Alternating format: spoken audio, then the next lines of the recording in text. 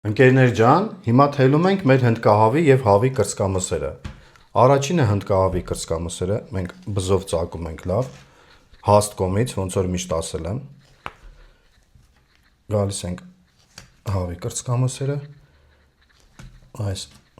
լայն մասից, այստեղից։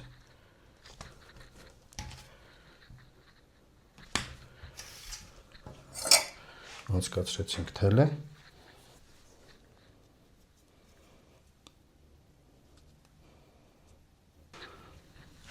Քաշեցինք։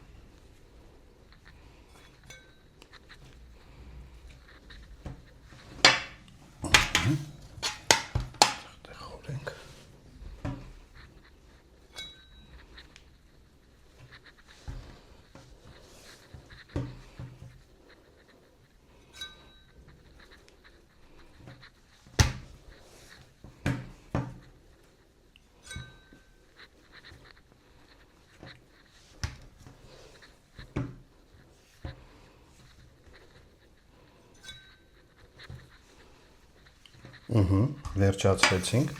մենք կպահենք 10 օր կչորանա մեր հնդկահավի և հավի կրծքամսերը, հետո կշարունակենք մնացած ընթացքը։